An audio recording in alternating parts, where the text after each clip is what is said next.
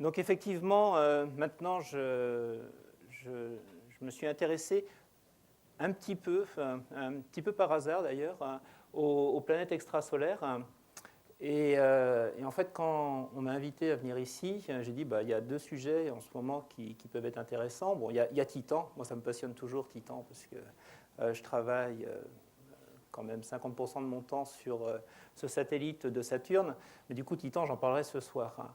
Et puis, l'autre sujet, c'était les planètes extrasolaires. Et puis, il y a eu un consensus pour dire tiens, ce serait bien que tu nous fasses un séminaire sur les planètes extrasolaires. Alors, c'est vrai que quand on étudie les planètes extrasolaires, l'idée qu'on a derrière la tête, c'est de se dire est-ce qu'il n'y a pas des planètes de type terrestre, des terres, autour d'autres étoiles dans l'univers.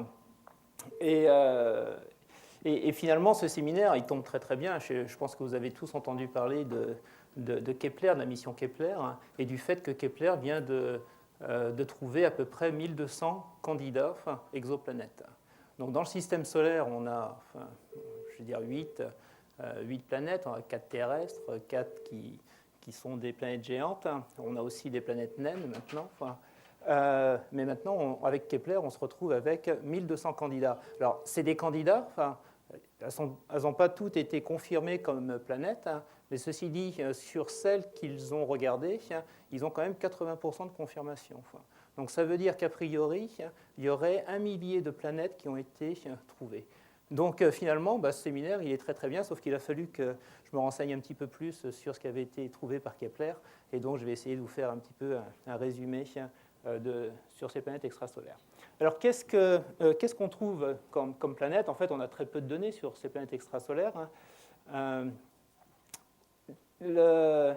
L'une des questions qui se posent, c'est qu'en fait, on ne trouve pas des planètes de type terrestre, vraiment de la taille de la Terre. On trouve plutôt des planètes plus grosses, tout simplement parce que observer les planètes extrasolaires, c'est extrêmement difficile. Et donc, finalement, c'est plus facile d'observer ce qui est gros, ce qui est proche de l'étoile, plutôt que d'observer une planète comme la Terre, qui est relativement loin de son étoile et qui est relativement petite. Donc, pour l'instant, on a un biais observationnel qui fait qu'on ne trouve que des très, très grosses planètes.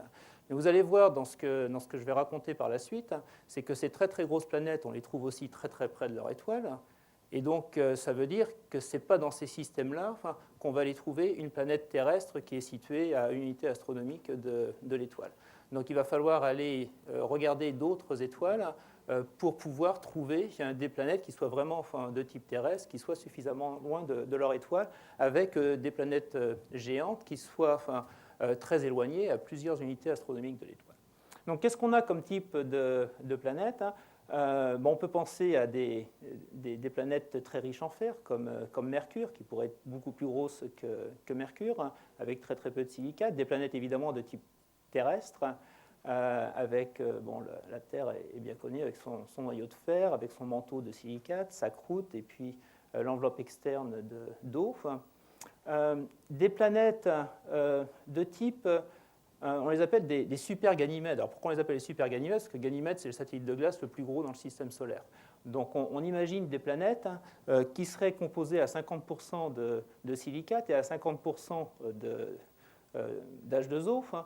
Et H2O, il est sous forme liquide et sous forme solide. Alors du coup, ça ferait une immense carapace de glace avec peut-être un océan à la surface, ou bien, si la température est trop froide en surface, d'avoir un océan coincé entre la couche de glace de surface et les couches de glace de haute pression en profondeur. Donc ça, on les appelle des super Ganymèdes, on les appelle aussi des planètes océans.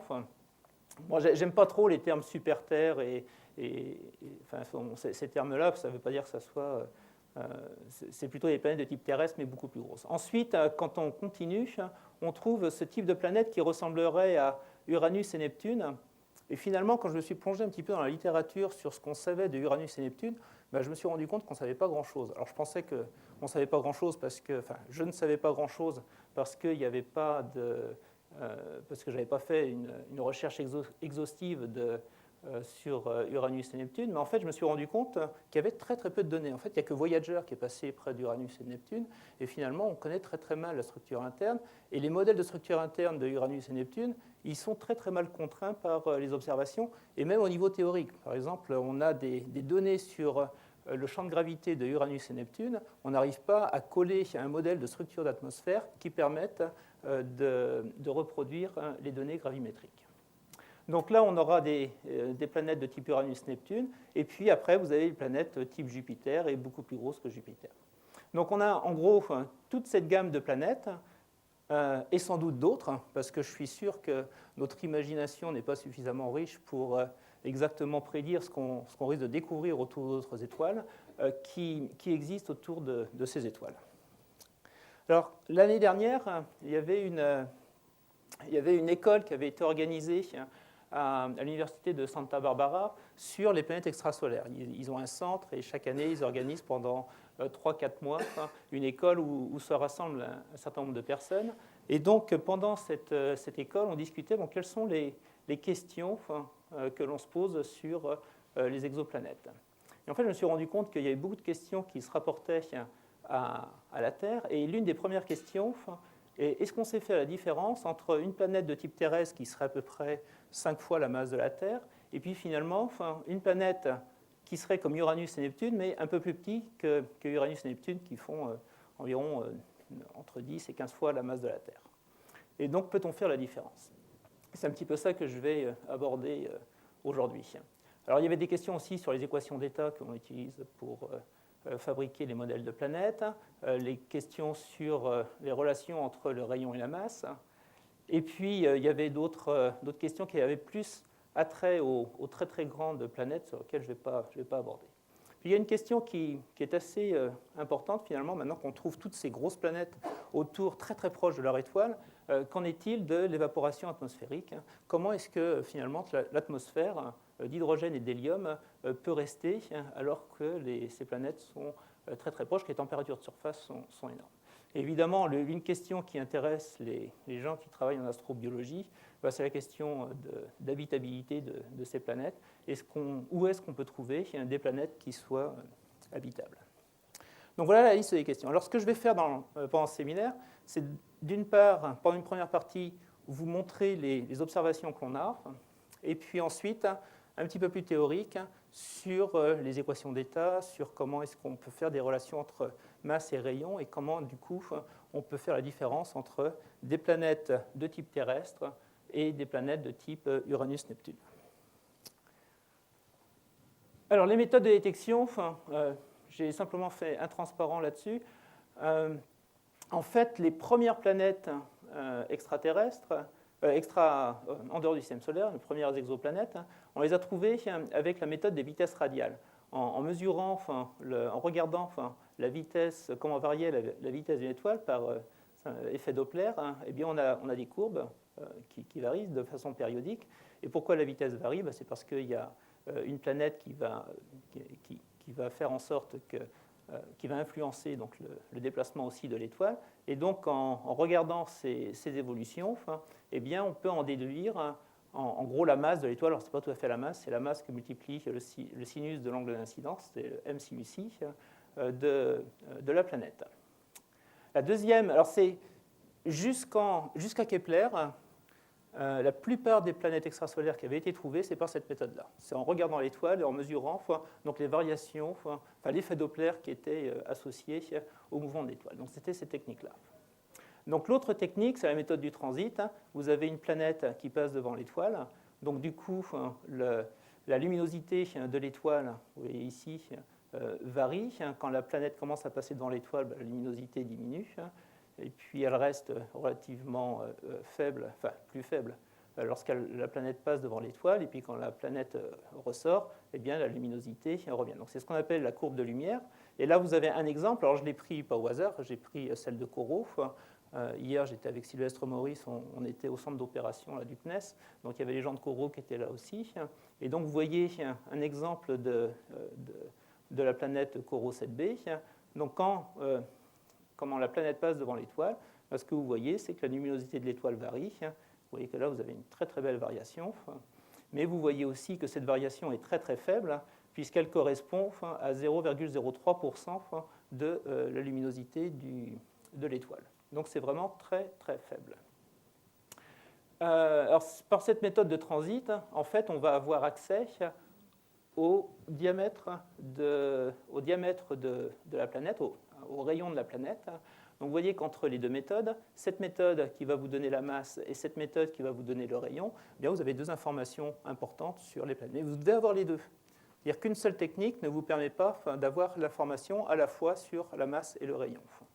Donc si vous avez la méthode des transits, comme avec Corot ou comme avec Kepler, vous allez avoir une information sur le rayon. Si vous avez, par les télescopes, les mesures Doppler, les variations donc, de vitesse, et bien à ce moment-là, vous avez l'information sur la masse. Alors, comme je vous le disais précédemment, la plupart des planètes qui avaient été trouvées par cette technique des vitesses radiales. Et donc, oui, l'autre information qu'on a aussi avec les vitesses radiales, c'est la distance à l'étoile. Donc, du coup, la représentation que l'on avait, c'était la masse par rapport à la Terre. Donc, une fois de plus, c'est la masse fois le sinus de l'angle d'incidence par rapport à la Terre. Donc, la Terre, c'est 1. Et la distance à l'étoile.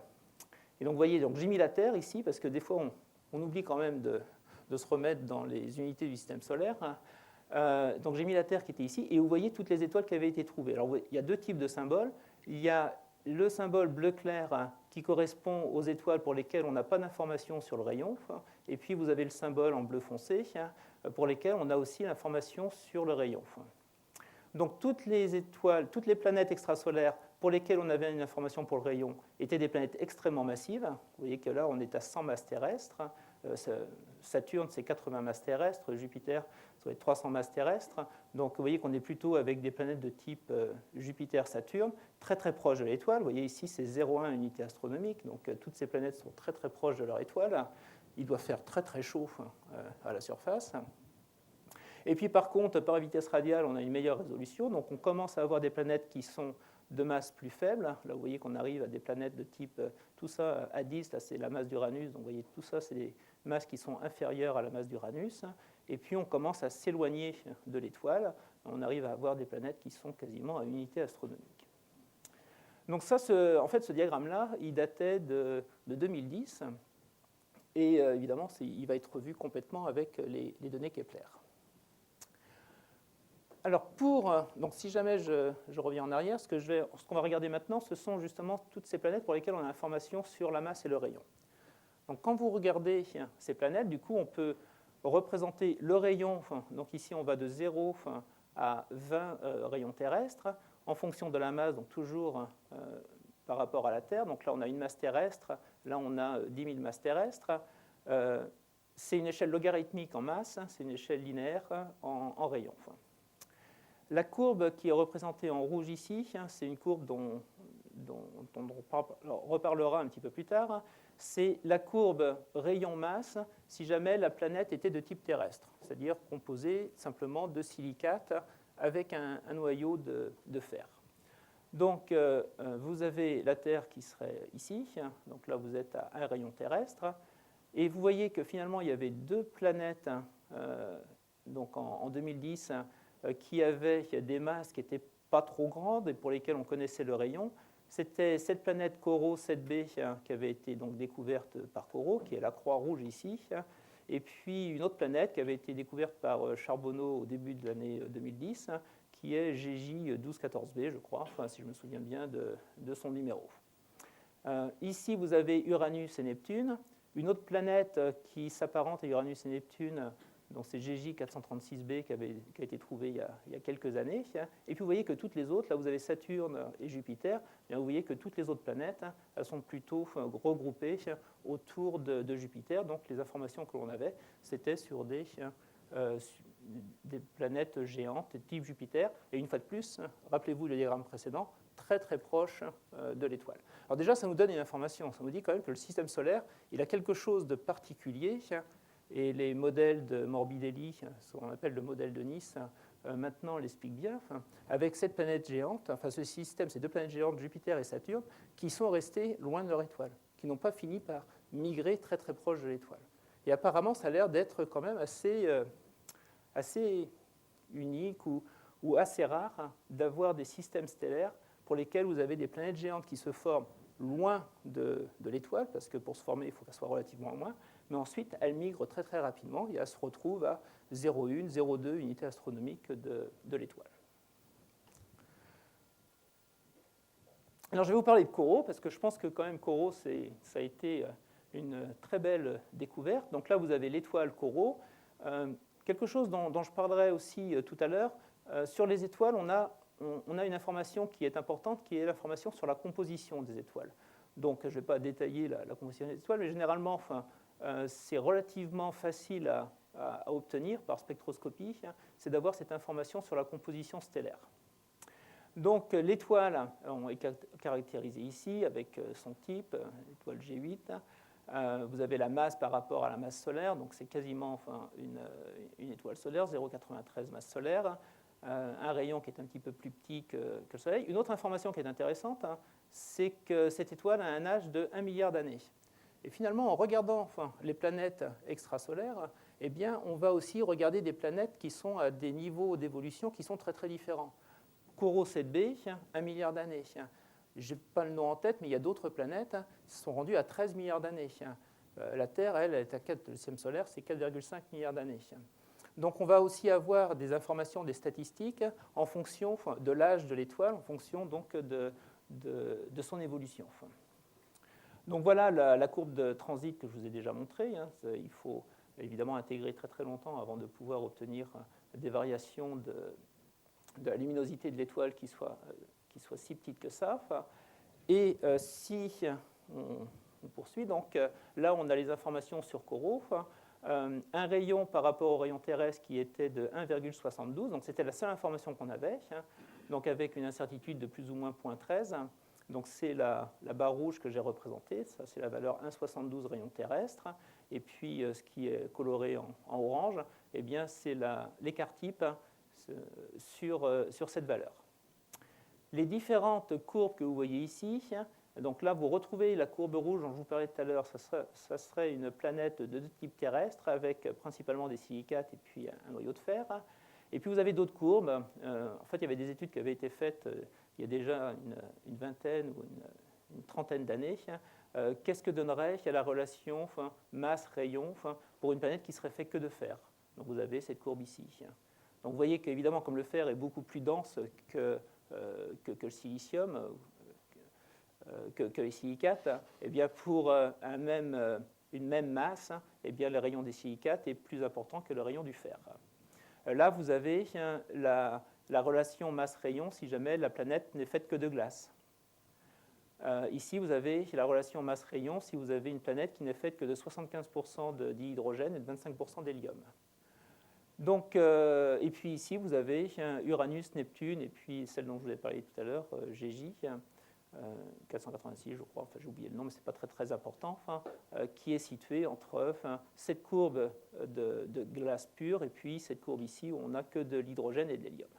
Donc, pour revenir à Corot, eh bien, Corot avec 1,72 de rayon terrestre se retrouve dans cette gamme-là.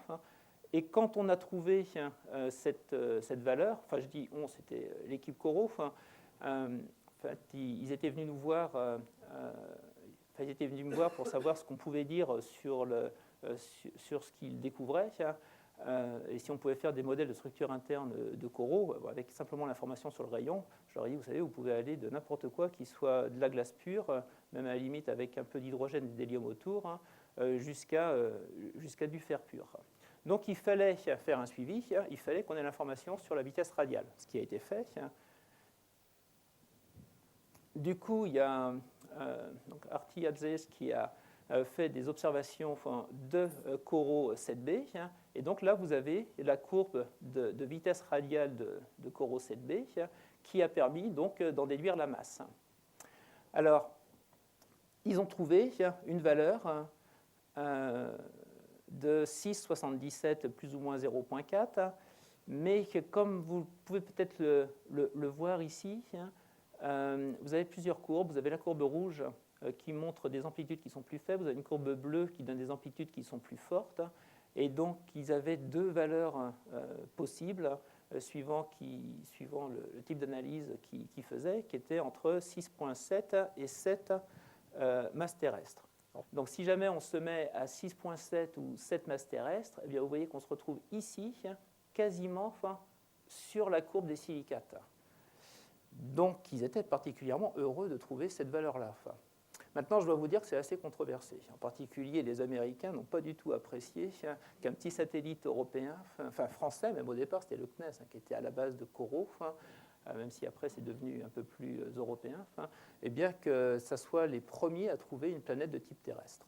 Donc, il y a d'autres analyses qui ont été faites. Je ne vais pas rentrer dans le détail, mais il y a des gens qui trouvent une masse qui est très très faible. En fait, ils trouvent une masse qui est inférieure à 2 masses terrestres, donc qui est plutôt ici. Il y a d'autres analyses qui trouvent une masse qui est beaucoup plus élevée, je crois 12 ou 13 masses terrestres. Et puis, il y a d'autres personnes quand même qui continuent d'observer et qui continuent d'avoir quelque chose qui est autour de cette masse terrestre. Donc moi, je pense qu'il y a une certaine controverse parce que je pense à un certain nombre de personnes qui ne sont pas très heureux que ce soit Corot qui ait trouvé la première planète de type terrestre, mais je crois qu'on peut faire confiance à cette valeur de cette masse. Alors, c'est pas peut-être que c'est, vous voyez, pas tout à fait 7, c'est peut-être un petit peu moins, c'est peut-être un petit peu plus, mais en tout cas, quelle que soit la valeur, ça va être, c'est très très intéressant, et je pense que c'est quand même la première découverte de ce type de planète. Alors, en fait, autour de cette étoile, vous avez sans doute 2 autres planètes, donc ça serait un système à 3 planètes. Et alors, ces autres planètes, vous avez une qui a 12 masses terrestres, et puis vous en avez une autre ici qui est à 17 masses terrestres. Mais les distances, ah oui, j'ai oublié de le dire, vous voyez les distances en unités astronomiques. Celle-là, c'est à 0,08 unités astronomiques, celle-là à 0,04 unités astronomiques. Et je ne me souviens plus de Corot 7b. Et si ça se trouve, je ne l'ai pas là, mais je l'ai sur celui d'avant. La distance, c'est 0,017 unités astronomiques. Donc, c'est vraiment très, très près de l'étoile. Alors, Alain Léger, qui est à l'IAS et qui est passionné par les planètes extraterrestres, tout de suite, il me dit, allez, Christophe, il faut que tu nous fasses un modèle de structure interne. Je dis, attends, avec ce type de planète, en plus, elle est bloquée dans sa rotation, elle est en rotation synchrone autour de l'étoile, parce que quand vous faites les calculs, en fait, vous ne pouvez pas avoir une rotation beaucoup plus rapide que la rotation orbitale. Donc, elle tourne sur elle-même à la même vitesse qu'elle tourne autour de l'étoile. Donc, c'est toujours le même côté qu'elle montre à son étoile. Pardon, c'est ce côté-là. Donc, vous avez un côté qui est complètement cramé et un côté de l'autre, donc, où tout va être en fusion. Et puis, de l'autre côté, eh bien, c'est très, très froid. Donc, vous vous trouvez avec un monde un peu bizarre, avec des silicates en fusion d'un côté, style Io, mais encore avec des températures beaucoup plus élevées. Et puis, de l'autre côté, vous pourriez quasiment condenser de la glace. Alors, faire un modèle de structure interne, on peut toujours inventer des choses, on peut toujours faire des choses, mais là, on n'a vraiment pas de contraintes. On ne sait même pas ce que va donner la vaporisation des silicates, parce que du côté de l'étoile, les silicates se vaporisent, donc on va avoir une atmosphère qui va être avec du potassium, qui va être avec du sodium, avec tout ce qu'on veut, donc on n'a pas de contraintes là-dessus. Bon, ceci dit, je lui ai fait plaisir et puis on a donné donc ce type-là, mais ça a engagé une certaine discussion dans la communauté, même avec les gens qui travaillent sur la Terre ou les gens qui travaillent sur les océans magmatiques, sur les modèles de Terre juste après l'accrétion. Qu'est-ce que pouvait être l'océan magmatique de la Terre à ce moment-là? Quels sont les éléments qui vont se partitionner entre la partie liquide, la partie solide? Donc il y a eu toute une discussion sur Internet qui a été liée à la découverte de Corot 7b et au fait que vous avez des températures de 7000 degrés, donc 5000 degrés à la surface de cette planète d'un côté, et puis vous êtes à quasiment 0 degré de l'autre côté. Donc voilà où on en était avec Corot 7b. Et puis ensuite arrive Kepler. Donc ça, c'est le champ de vue de Kepler, vu du ciel. Alors les diapositives que je vais vous présenter là, en fait, c'est les diapositives qui ont été présentées par Borucki lorsqu'ils ont donné leurs premiers résultats en février, donc c'était il y a à peu près un mois, sur les découvertes de Kepler. Donc dans le champ de vue, il y avait 3 planètes extrasolaires qui sont les 3 points jaunes que vous voyez ici. Alors les planètes extrasolaires, on ne les a jamais vues, c'est simplement une représentation. Ils montrent l'étoile autour de laquelle on pense qu'il y a une planète extrasolaire. Et là, vous avez les découvertes de Kepler. Il y en a partout.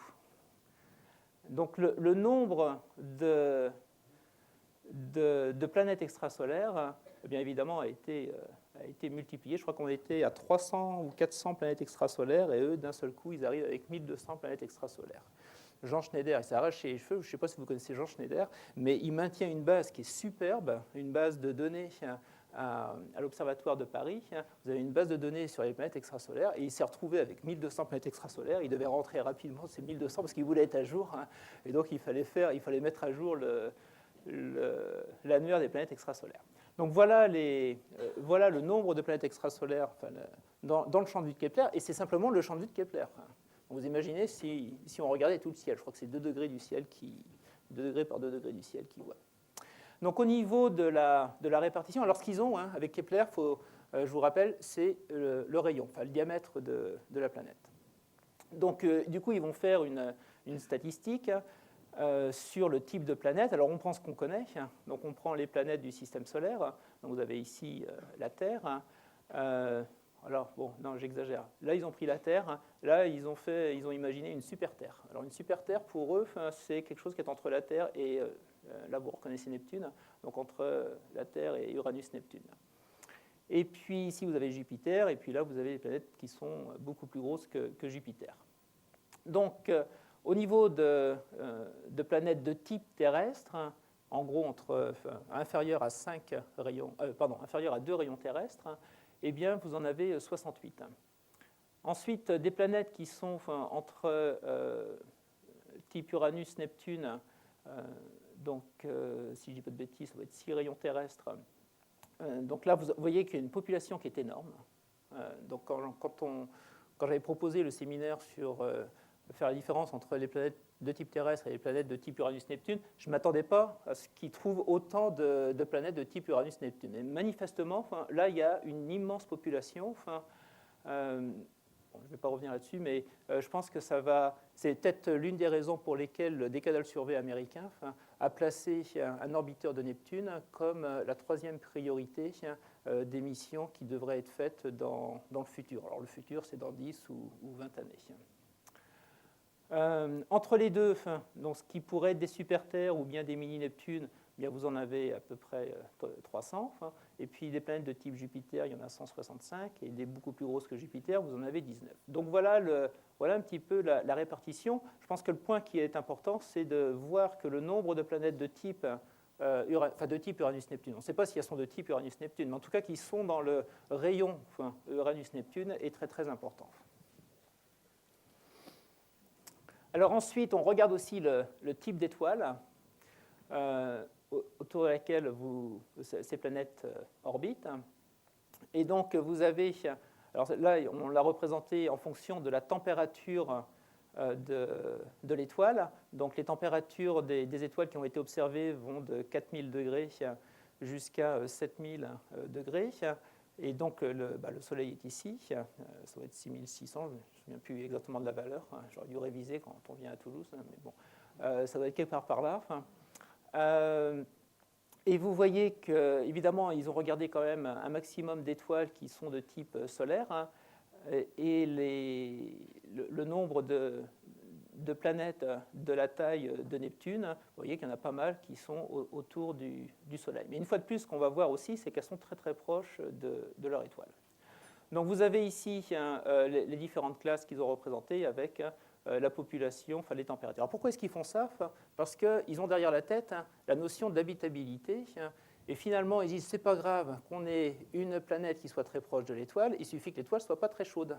Donc, du coup, ce qui va intéresser les gens qui s'intéressent à la question d'habitabilité, eh bien, ce sont des planètes qui sont autour d'étoiles relativement froides, donc plutôt 4000 ou 5000 degrés. Et donc, du coup, quand ils refont leur représentation, là, vous avez la représentation classique que je vous avais montrée tout à l'heure, mais c'est plus joli chez eux parce qu'ils mettent, vous voyez, la Terre ici, Uranus, Jupiter là. Oui, donc Uranus, c'est 4 rayons terrestres. Donc là, vous avez toutes les planètes qui ont été découvertes, avec différentes couleurs en jaune, c'est Kepler, en bleu, ce sont les autres planètes qui avaient été découvertes avant Kepler. Donc vous avez la distance, ils mettent la période orbitale pas la distance, parce que la distance, ça fait peur. Donc, ils mettent la période orbitale. Vous voyez qu'une planète qui tourne en un jour autour de son étoile, ça veut dire qu'elle est quand même très, très proche de l'étoile. Donc là, ça va simplement de 1 à 100 jours. Donc 100 jours, ce n'est même pas la période de Vénus, c'est la moitié de la période de Vénus. Donc on est entre Mercure et Vénus, si on veut se donner une idée. Donc là, vous avez les planètes. Vous voyez qu'il y en a quand même pas mal. Il y en a une vingtaine ici qui ont une taille qui est inférieure à la taille de la Terre. Donc ça, c'est, je pense, assez intéressant, mais ça va être très, très dur à déceler avec les vitesses radiales. Donc avant qu'on ait la masse, l'information sur la masse de ces planètes, ça va demander un certain temps. Et puis, du coup, on peut transformer, une fois qu'on a l'information sur la température de l'étoile, eh bien, on peut transformer la courbe distance en une courbe température. Et vous voyez là, ça vient des Américains, puisque c'est en degrés Fahrenheit. Donc, en gros, il va falloir diviser par 2. Mais le point qui est sans doute intéressant, c'est qu'ici, vous êtes à la courbe en vert ici, ça correspond à 100 degrés Celsius, c'est la température d'ébullition de l'eau. Et donc, ils ont mis cette limite. Et donc, vous avez toutes les planètes qui sont de ce côté-là, qui ont a priori des températures de surface qui sont inférieures à finalement la température à la surface de Vénus. On va dire ça comme ça. Et donc là, vous avez toujours la masse relative. Alors, si jamais on fait un petit agrandissement sur ces planètes, donc toujours en Fahrenheit, c'est vraiment pratique. Donc ici, vous avez 100 degrés Celsius. Parce que depuis que je suis aux États-Unis, j'apprends à convertir. Quand vous faites la cuisine, vous avez tout en Fahrenheit, donc il faut faire les conversions.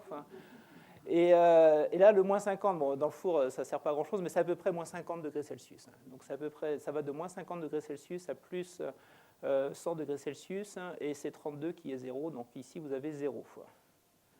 Donc vous voyez quand même qu'il y a un certain nombre de planètes où on a des températures qui sont inférieures à 0 degré. Donc a priori, il devrait avoir soit type Uranus-Neptune. On sait que la température est de 50 K ou 40 K à la surface, au niveau de la haute atmosphère.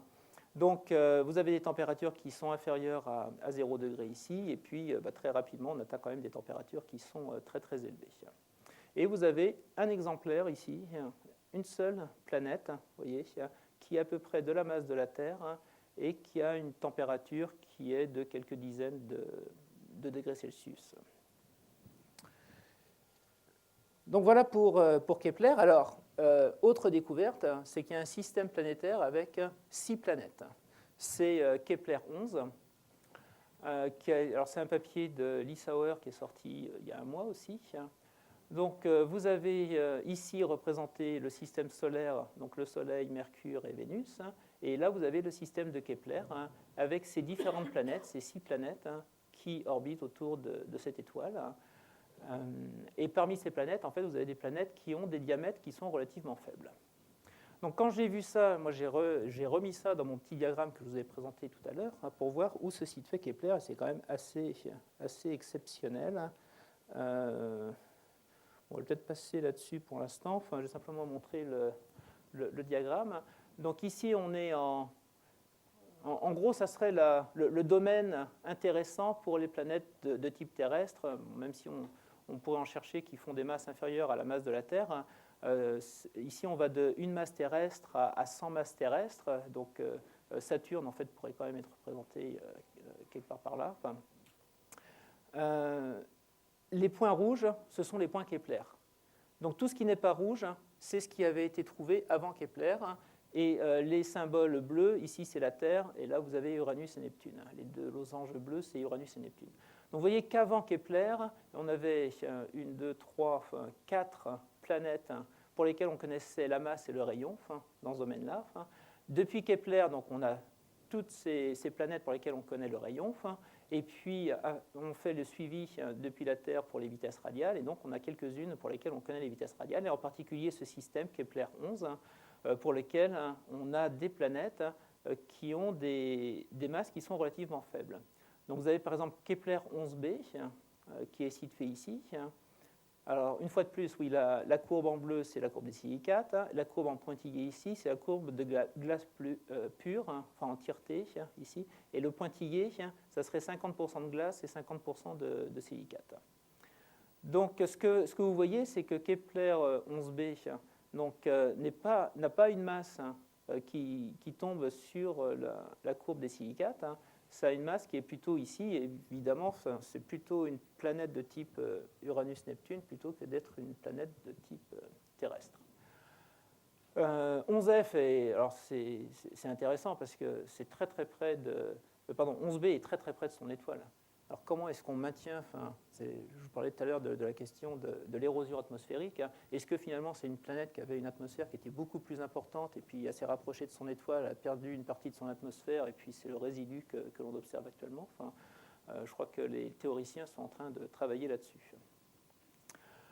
Vous avez des planètes, par exemple Kepler 11F, vous voyez quand même que ça a presque 3 fois le rayon de la Terre. Bon, ce n'est pas aussi gros qu'Uranus et Neptune, mais ça commence à s'en rapprocher, et c'est encore relativement près de l'étoile. Et puis vous avez ces deux planètes ici, Kepler 9d et Kepler 10b, et j'avais fait une présentation il y a 3 semaines à Caltech, et j'avais marqué Corot, parce que moi j'aime bien Corot, forcément. Et ils n'étaient pas du tout contents. Et du coup, il y a eu un quart d'heure de débat sur le fait que la masse de Corot, on ne la connaissait pas et qu'en fait, c'était plutôt quelque chose qui était ici. Il y avait vraiment de la mauvaise foi. Et il y avait Dave Jewitt, je ne sais pas si vous connaissez Dave Jewitt, il est maintenant à UCLA, il était à Hawaï avant. Et il a arrêté le débat, il a dit, mais attendez, arrêtez donc, c'est pas parce que ce n'est pas une découverte par un instrument américain que ce n'est pas valide. Donc voilà, je pense qu'il faut à tout prix maintenir, et quand vous faites les présentations, ne pas oublier de parler de Corot 7b dans les présentations. Puis en plus, ça alimente après la discussion, donc c'est pas mal. Donc voilà où on est. Vous voyez quand même qu'on n'en a pas énormément, mais qu'avec toutes les planètes qui ont été trouvées, en fait, qu'est-ce qui manque maintenant? On a besoin d'observations télescopiques. Donc on a besoin d'avoir des télescopes qui puissent faire des observations sur des longues périodes de temps, parce que si vous voulez regarder des planètes qui tournent autour de leur étoile en un an, du coup il faut avoir des observations tous les mois, il faut même faire des observations quasiment tous les jours, de façon à pouvoir suivre, à pouvoir déceler des planètes qui seraient présentes, qui auraient des périodes beaucoup plus petites. Donc, on a besoin de ça. Donc, ils ont un programme de suivi, parce que maintenant qu'ils ont trouvé toutes ces planètes-là, ils se sentent bien qu'il va falloir déterminer la masse, il va falloir que les astronomes fassent des observations. Et donc, il y a tout un programme de suivi. Et en France, on est bien placé, parce qu'on a développé des instruments qui permettent d'améliorer la précision qu'on a sur les vitesses radiales. Et donc, on peut faire ce type de mesure. Donc, je pense que là, il y a toute une avancée qui va être faite dans les 2-3 prochaines années, où on va avoir, grâce à Kepler, on va avoir la position de toutes ces planètes qui ont été trouvées, mais grâce à l'information des vitesses radiales, eh bien, on va aussi avoir la masse.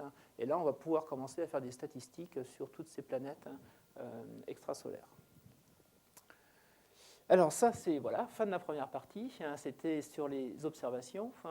Donc les conclusions, c'est que la mission Corot a découvert la première planète de type terrestre, même si j'ai mis controverse ici.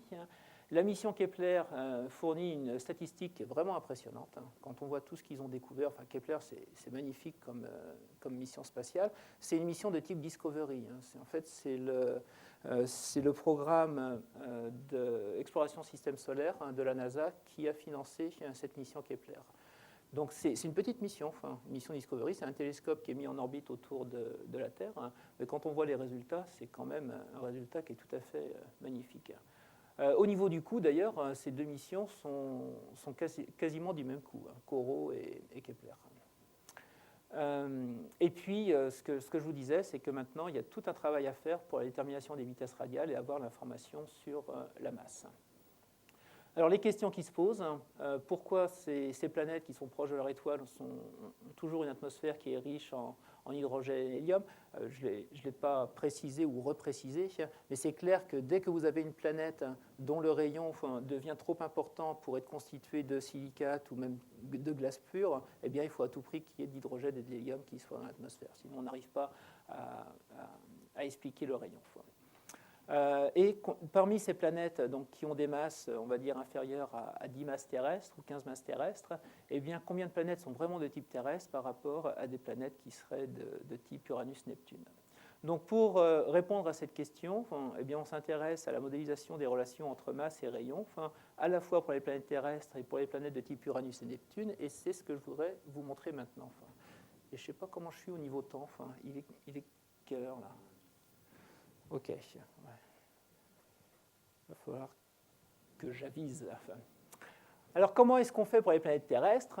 Bien, on connaît bien la Terre. Ce n'est pas ici à Toulouse que je vais faire un cours sur la Terre, mais en tout cas, évidemment, la planète pour laquelle on a le plus d'informations, c'est la Terre. On connaît le rayon de son noyau, on connaît la densité de son manteau inférieur, de son manteau supérieur. On a un beau modèle de densité depuis la surface jusqu'à l'intérieur.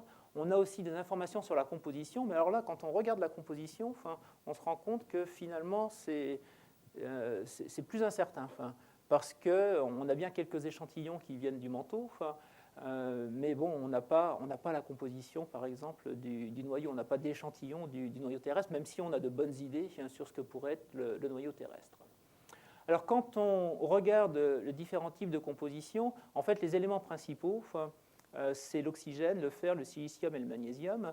Si vous prenez simplement ces 4 éléments, vous expliquez 95% de la masse de la Terre. Si maintenant vous rajoutez nickel, calcium, aluminium et soufre, vous arrivez à 99,92%. Quand on voit la précision qu'on a sur les rayons des planètes extrasolaires et sur les masses des planètes extrasolaires, on se dit que ce n'est peut-être pas la peine d'aller beaucoup plus loin et de chercher à avoir d'autres éléments. Donc on se contente de ces éléments-là, plus évidemment l'hydrogène et l'hélium pour après Uranus et Neptune, de façon à faire les calculs de masse. Et donc ce que je vous disais tout à l'heure, c'est que comme on connaît les compositions des étoiles, eh bien, ce que l'on fait comme approximation, c'est que la composition de la Terre ou de la planète est proche de la composition stellaire. On peut se dire, c'est un peu gonflé, il y a sûrement des variations. Finalement, on se rend compte que ce n'est pas si loin que ça. Et quand vous comparez la composition du Soleil à ces compositions à la composition de la Terre, eh bien, vous retombez sur des rapports qui sont très très proches de la composition solaire. Alors, qu'est-ce qu'on fait ensuite? Eh bien, on essaye de bâtir un modèle de densité à partir de laquelle on va pouvoir trouver la masse. Donc, pour avoir un modèle de densité, il faut aussi avoir un modèle de température. Et le truc qu'il faut retenir, c'est qu'en fait, la température, ça ne joue pas un gros effet. Vous pouvez varier la température de 300 degrés, de 500 degrés, ça ne va pas changer la valeur de la masse.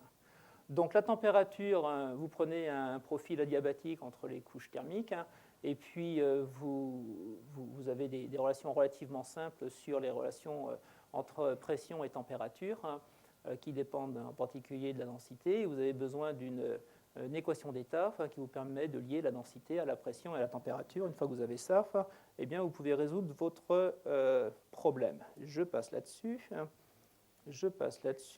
Ça, c'est les équations pour vous montrer que on a un petit peu d'équations dans nos systèmes.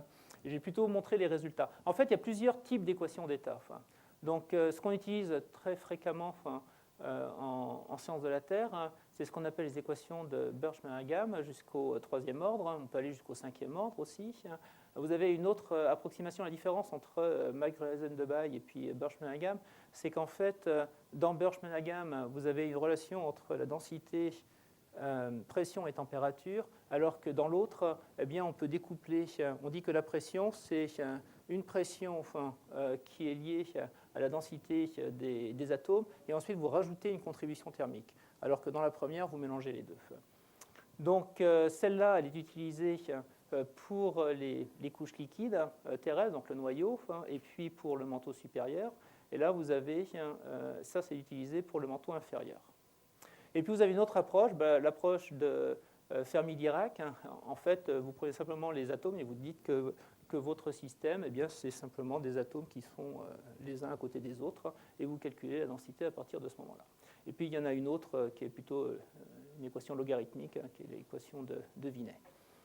Alors, on va simplement comparer. Donc, vous avez Mike-Rosen-Debye qui est en bleu, vous avez Thomas Fermi-Dirac qui est en rouge. Et puis vous avez une autre, alors ça c'est un peu la boîte noire, hein. C'est un logiciel qui existe, qui s'appelle Aneos, et qui vous calcule la densité. Et en fait, les constantes qu'ils ont utilisées, c'est les constantes de l'olivine pour pouvoir tester ça. Et en fait, cette boîte noire donne des choses qui sont assez remarquables. C'était développé dans les années 90-2000. En fait, c'est quelque chose qui se rapproche de Fermi-Dirac. Donc, quand vous comparez les densités, donc là, vous avez Mike Gruneisen et avec Aneos, vous voyez que Aneos, ça marche très très bien. Enfin, pardon, j'ai oublié de dire. Vous avez la pression en abscisse et puis vous avez la densité en ordonnée. Donc ça, c'est pour le faire. Ensuite, ici, vous avez la comparaison de ces différentes équations pour les silicates. Et vous voyez qu'à très très haute pression, bien, tout ça, ça se ressemble, ça donne exactement le même résultat. Pour les glaces, c'est un petit peu différent, mais enfin bon, à haute pression, tout ça, ça marche aussi. Il y a un écart qu'on ne comprend pas très très bien entre la courbe de Mike Gruneisen de Bay et puis la courbe Aneos. Mais en gros, ça marche très bien. Et par rapport aux données expérimentales, bon, à basse pression, en fait, Aneos marche très très bien puisqu'il est basé sur les données de l'olivine. Pardon, ça c'est le fer, mais sur les silicates c'est ici, donc c'est la courbe Aneos. Alors donc l'information qu'on peut rajouter, c'est l'information sur la composition. Et donc là je vous représente deux rapports, qui est le rapport fer-silicium en fonction du rapport magnésium-silicium pour tous les points qui sont ici. Ce sont les planètes pour lesquelles on connaît le rayon et la masse. Donc on a regardé les étoiles. On a regardé la composition de leurs étoiles, c'est un papier qu'on avait écrit avec Olivier Grasset. Et donc, on a regardé la répartition de ces rapports qui sont les rapports importants pour avoir la densité. Et ce dont on se rend compte, c'est que finalement, il n'y a pas une grande variabilité de composition dans les étoiles. Alors, est-ce que c'est particulier à ces étoiles autour desquelles il y a des planètes extrasolaires ? Bon, il y a des papiers qui ont été écrits sur le sujet. Je n'ai pas trop l'impression que ça soit le cas. Et quand vous regardez l'incertitude qu'on a sur la composition de la Terre, donc la Terre, c'est ce point ici, et puis vous avez les incertitudes que l'on a par cette croix, vous vous rendez compte que finalement, l'incertitude sur la différence entre la composition terrestre et la composition solaire est pas loin de la variance que vous avez sur la composition des différentes étoiles. Donc finalement, prendre une composition qui est ici ne va pas vous changer énormément les valeurs masse-rayon. Je ne vais pas rentrer dans les détails, mais tout ça, c'est pour différentes fractions de fer et différentes tailles de noyaux. Alors, voilà comment ça varie, par exemple. Vous avez deux courbes. Une courbe en trait plein qui représente le noyau, le rayon du noyau, et une courbe en pointillé qui représente le rayon de la planète. Donc, par exemple, vous faites varier le rapport fer sur silicium de 0,8 à 1,6, ce qui est énorme au niveau variation. Eh bien, vous vous rendez compte qu'évidemment, ça va changer votre rayon de noyau important. Donc, ça serait le rapport entre le rayon du noyau de la planète sur le rayon terrestre. Vous voyez que ça change la valeur du rayon, du noyau. Mais alors, pour le rayon total, ça ne change pas énormément. Ici, vous avez un rayon, donc pour un rapport de 1. Là, vous êtes à 1,05, donc vous êtes à 1,02 ici, vous êtes à 0,98 ici. Quand on connaît les incertitudes que l'on a sur les déterminations de rayons des planètes, on se rend bien compte que faire varier énormément le rapport fer sur silicium, eh bien, ça ne va pas nous faire varier suffisamment la valeur du rayon. Bon, vous avez ici, on a fait varier le rapport magnésium sur silicium, la quantité de soufre que vous mettez dans le noyau. Alors évidemment, ça change le rayon du noyau. Vous voyez que ça ne change rien sur le rayon de la planète. Et puis ici, on a changé la quantité de magnésium sur fer que vous avez dans les silicates. Une fois de plus, ça change le rayon du noyau, ça ne change absolument pas le rayon de la planète.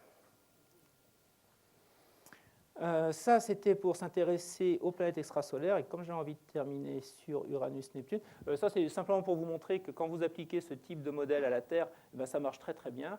Le modèle est simplifié, on n'a pas de noyau liquide, donc on n'explique pas bien ce qui se passe. Là, c'est la partie verte, donc c'est la partie liquide. Mais vous voyez qu'autrement, vous ne voyez pas la différence entre le modèle et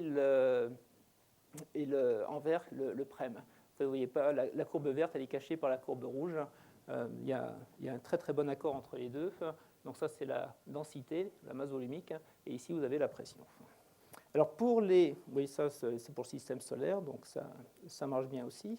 Et si maintenant on regarde Uranus et Neptune, donc j'ai simplement mis cette cette diapositive pour rappeler un petit peu la différence qu'il existe entre la Terre et Uranus. Donc là, vous avez le rayon de la Terre. Là, vous auriez, c'est un modèle de structure interne d'Uranus. Je vous disais au départ qu'on ne connaît pas très bien ça. Mais le noyau d'Uranus, la partie dense d'Uranus, ça ferait 7800 km. Donc c'est plus grand que la Terre, un petit peu plus grand que la Terre, pas tant que ça. Et puis au-dessus, bien, vous avez une couche d'H2O et encore au-dessus, vous avez la couche d'atmosphère. La couche d'atmosphère, ça serait à peu près, on va dire, un rayon terrestre. On va de 16 800 km à 25 000 km, donc vous avez 8 000 km. Et au niveau masse, ça serait à peu près une masse terrestre. Mais une fois de plus, ces nombres ne sont pas très bien contraints. L'intérêt d'Uranus, c'est qu'en fait, j'ai découvert ça, par rapport à Jupiter, Saturne et même Neptune, Uranus a très peu de flux de chaleur. Son flux de chaleur est très faible, alors que les autres ont un flux de chaleur qui est beaucoup plus important. Vous voyez ici, Uranus a un flux de chaleur qui est de 42 milliwatts par mètre carré. Je vous rappelle, pour la Terre, on a plutôt une valeur de 85 milliwatts par mètre carré. Donc sur Uranus, vous avez finalement un flux de chaleur qui sort qui serait inférieur au flux de chaleur terrestre. Alors que sur Neptune, vous avez une valeur de 400 milliwatts par mètre carré qui est plus compatible avec les modèles qui existent pour ces planètes gazeuses. Alors on a des informations aussi sur leur moment de gravité, c'est ce que je vous disais tout à l'heure. Pour l'instant, on a du mal à réconcilier les valeurs du moment des coefficients de gravité que l'on a avec les modèles atmosphériques. Puis une autre chose que j'ai découverte, ces planètes, Uranus, Neptune, on les appelle les planètes de glace. Eh bien, quand vous reportez l'information que l'on a sur l'état de la glace à différentes pressions, différentes températures, il n'y a pas un poil de glace sur Uranus et Neptune. Parce que vous mettez ici la pression donc en gigapascal. Donc là, vous êtes très forte pression, donc vous êtes vers le centre. Ici, vous êtes à la surface. Vous démarrez votre profil de température à la température que l'on connaît, donc mesuré, ça c'est pour Uranus, je crois, mesuré donc en haut des nuages, à 1 bar. Donc vous avez une température qui doit être de 80 Kelvin. Vous prenez un profil, alors le départ on le connaît bien parce que ça a pu être mesuré depuis les télescopes terrestres, mais vous prenez une courbe, là en pointillé c'est la courbe de Saumon-Étal, et puis ici vous avez un modèle qui a été fait, en fait les deux sont relativement proches. Bien, vous regardez comment évolue la température en fonction de la pression, et puis vous mettez ici, la courbe ici, c'est la transition entre solide-liquide pour H2O. Vous vous rendez compte que très rapidement, alors là on est dans la couche de toute manière hydrogène-hélium, et quand on arrive à la couche d'H2O, eh bien on est complètement dans la partie vapeur de H2O. Il n'y a pas de glace du tout, il n'y a pas de solide. Sauf si à très haute pression, à ce moment-là, on a une température de fusion qui augmente de façon importante avec la pression. Et dans ce cas-là, on pourrait recouper. Alors, il y a un papier qui a été publié par Lin en 2005.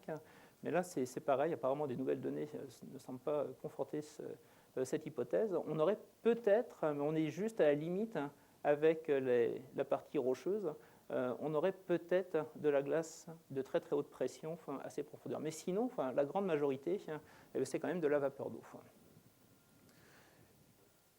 Donc les conclusions, c'est que la première chose, c'est que les modèles masse-rayon, quand vous donnez la masse, finalement vous trouvez une très bonne valeur du rayon.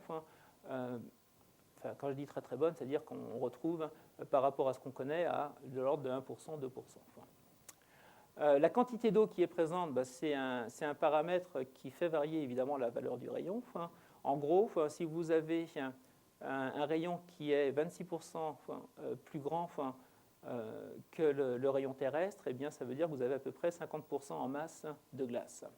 La température, comme je vous disais, c'est un paramètre qui ne fait pas varier beaucoup la valeur du rayon si vous connaissez la masse. La composition contrôle, donc quand je mets magnésium, le magnésium number, ça veut dire que c'est le rapport entre magnésium et fer. Ça va contrôler la taille du noyau, mais ça ne va rien changer à la taille de la planète. Et si jamais on connaissait très bien la masse et le rayon d'une planète, alors on pourrait déterminer la quantité d'eau à peu près 4,5%. comme on ne connaît pas très bien la valeur de masse et rayon, avec 10% d'incertitude, à ce moment-là, on connaîtrait la quantité d'eau qui serait présente à environ 20%. Alors ça, c'était un cas qui était un cas d'école à l'époque. C'était entre Coros 7b et GJ 1214. GJ 1214, ça serait plutôt type Uranus, et Coros, ça serait plutôt de type terrestre. Donc en fait, on peut faire la différence entre les deux. Mais par contre, là où on est coincé, c'est que si jamais vous avez une Terre, une grosse Terre, une planète terrestre entourée d'une atmosphère d'hydrogène et d'hélium, eh bien vous aurez exactement la même valeur de rayon que pour une planète de type Uranus-Neptune. Donc qu'est-ce qu'il faudrait d'autre comme information? Eh bien évidemment, ce en quoi on pense, c'est la spectroscopie pour avoir la composition atmosphérique. Parce que si on a la composition de l'atmosphère, à ce moment-là, on aura d'autres contraintes sur le type de planète. Donc, en particulier dans les futures études, ce que les gens regardent, c'est à quelle vitesse l'hydrogène et l'hélium vont s'échapper de l'atmosphère pour former ces planètes qui sont très très proches de leur étoile. Donc voilà, je vais arrêter là pour aujourd'hui. Merci bien.